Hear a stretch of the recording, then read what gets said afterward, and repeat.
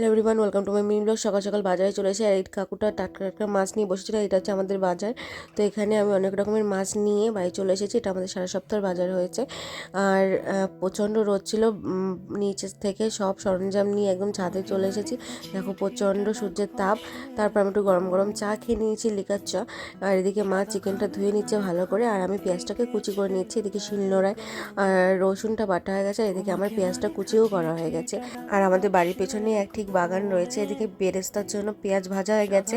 আজকে হবে স্পেশাল বিরিয়ানি, দাদা করছে। আর দেখো চিকেনটাও দেওয়া হয়ে গেছে সুন্দরভাবে। পুরো রেসিপিটা দেখতে হলে আমার চ্যানেলটাকে অবশ্যই সাবস্ক্রাইব করো। আর এদিকে দেখো বিরিয়ানিটা সুন্দরভাবে একটা কালার চলে এসেছে। একদম খুবই টেস্টি হয় এই বিরিয়ানিটা। আমার বার্থডেতেও আমার দাদাই বিরিয়ানি করে। ওর হাতে বিরিয়ানিটা সত্যি খুবই ভালো হয়। দেখো বিরিয়ানিটা কাটাও হয়ে গেছে। আর সত্যি কথা দারুণ দারুণ হয়েছিল। তো আজকে মিনি ব্লগটা এটুকু ভালো লাগলে লাইক কমেন্ট শেয়ার সাবস্ক্রাইব অবশ্যই করো।